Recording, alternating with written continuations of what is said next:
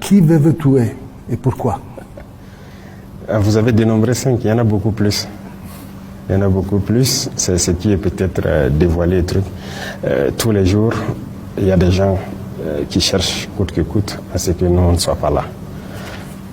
Ceux-là qui veulent nous voir disparaître, ce sont ceux-là que nous appelons les esclaves de salon. Ce sont ceux-là qui vendent l'Afrique, qui ne veulent pas que l'Afrique soit libre. Ce sont très souvent des Africains qui sont aliénés et qui sont exploités. Nous sommes de ces dirigeants qui veulent créer les conditions pour que nos jeunes travaillent ici, au lieu d'aller se rester dans les rues des autres à mendier.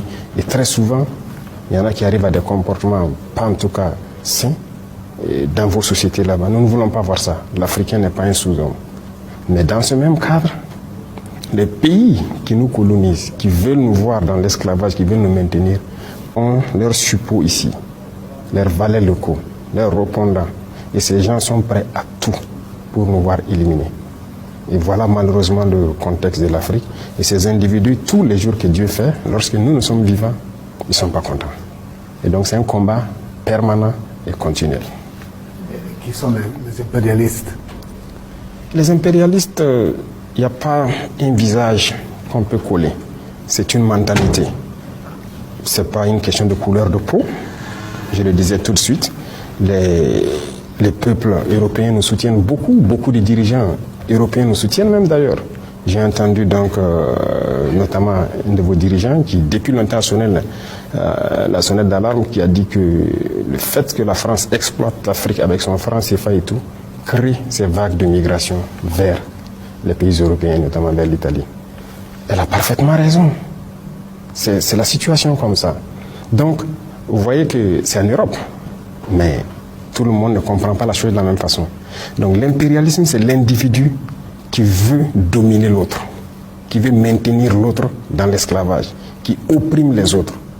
Il peut être noir, il peut être blanc, il peut être africain, il peut être européen, il peut être américain, il peut être asiatique, il peut être de toutes les nationalités. Mais tout individu qui a cette envie-là d'opprimer les autres, de maintenir les autres dans la domination, c'est un impérialiste. La liberté individuelle peut-elle être intégrée et votre révolution une vue d'une souveraineté totale, la liberté d'aimer qui l'on veut, d'exprimer librement, de s'imposer votre pouvoir?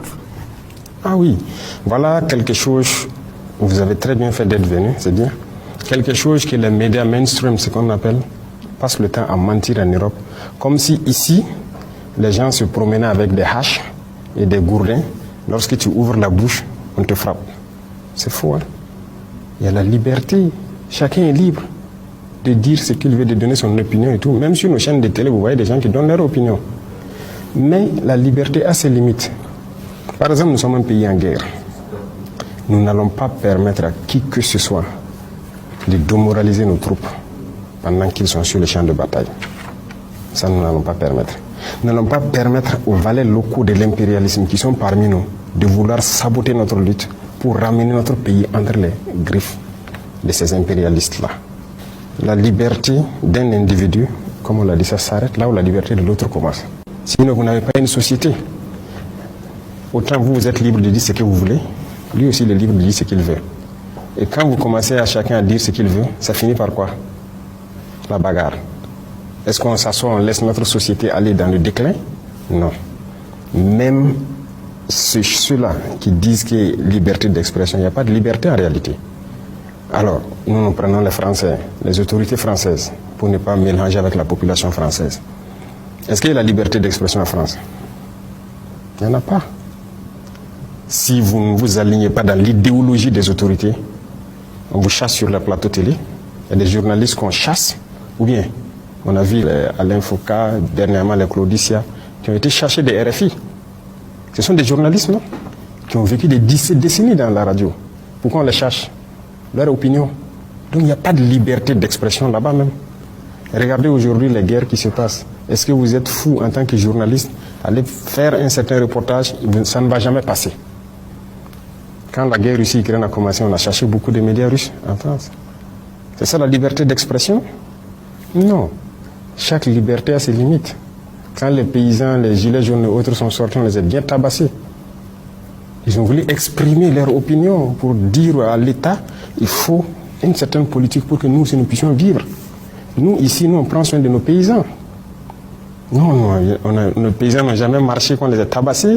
On prend soin d'eux, on fait tout ce qu'on peut pour qu'ils puissent cultiver tranquillement, donner le meilleur d'eux-mêmes. Mais ailleurs, ça ne se fait pas. Mais ce sont ces pays-là qui sont dans des tribunes en train de dire pays de liberté. C'est faux. C'est tous des dictateurs. Leur liberté, c'est vis-à-vis de l'Afrique. Donc, il faut relativiser la liberté. Ici, nous sommes plus libres que eux. Beaucoup plus libres. Alors, derrière les tentatives de déstabilisation que vous évoquiez tantôt, il est souvent dit que les mains de certains pays voisins se cachent derrière pour appeler un chat, le Bénin, la Côte d'Ivoire. Est-ce que les relations ont évolué avec ces pays voisins? Est-ce que vous êtes prêts à une désescalade et à quelles conditions, camarade président? Ça ne dépend pas de nous. C'est eux qui ont lancé l'hostilité. Je vous rappelle quelque chose. Quand nous sommes arrivés, nous n'avons pas de problème avec quelqu'un. On a communiqué avec tout le monde, on a fréquenté tout le monde et tout. Mais c'est un jour, par exemple, j'étais assis. Le ministre de la Défense me dit que les Ivoiriens ont envoyé une note de retirer tous leurs élèves de nos écoles. L'académie, le PMK, l'ENSO, vous voyez. Mais je dis, mais il y a quoi? Et puis ils retirent tous leurs élèves officiers et sous-officiers et tout. Aucune explication. Il dit, mais préparez donc à la réciprocité pour faire venir nos enfants, parce qu'on ne sait pas qu'est-ce qu'ils ont derrière la tête et qu'ils font cela. Voilà le point de départ. Le premier acte posé par les Ivoiriens. Nous aussi, on a fait rentrer donc nos élèves et on a laissé partir les élèves. Et petit à petit, on a commencé à voir les actes d'hostilité vis-à-vis de nous. Pas de souci. On prend le Bénin et autres. Nous, on n'a pas provoqué quelqu'un. Mais on a tous vu, quand encore ils ont voulu transporter une guerre dans notre région, mais qui était au devant? Le président Ouattara est sorti qu'il va envoyer un bataillon, il a tout préparé et tout. Nous attendons son bataillon toujours. Le président Bénin a dit qu'il faut la force, ils vont faire la force, ils vont faire la guerre. Nous attendons. Nous sommes prêts à faire la guerre aussi. Il n'y a pas de désescalade possible tant que les mentalités sont comme ça. Celui qui cherche, il va trouver. Donc ce n'est pas nous qui avons commencé. Si les gens ne sont pas assez intelligents pour laisser encore les impérialistes venir les dire « tuez-vous entre frères noirs », qu'on y aille. Si c'est la solution pour atteindre l'indépendance, nous sommes prêts. Mais personne ne va nous asservir encore. Nous sommes prêts à cela. Nous nous battons. Nous nous battons déjà. Parce que le terrorisme, c'est une manifestation de l'impérialisme. Donc, ne parlez pas de désescalade tant que la mentalité n'a pas changé. Il y a des gens, chaque mois ou chaque 2 mois, il faut qu'ils courent aller à Paris, aller prendre les ordres. Et revenir pour appliquer. Ils ne sont pas libres. Ils ne sont pas libres. Nous, par contre, personne ne nous dicte ce qu'on doit faire. On gouverne en fonction de nos populations, du besoin de nos populations. Nos populations ont besoin d'eau, on fait tout pour donner l'eau. Ils ont besoin d'avoir l'autosuffisance de manger à leur faim, on fait tout pour cela. Ils ont besoin de sécurité, on se bat pour leur donner la sécurité. Ils ont besoin de routes, de développement, c'est ce qu'on se bat pour faire.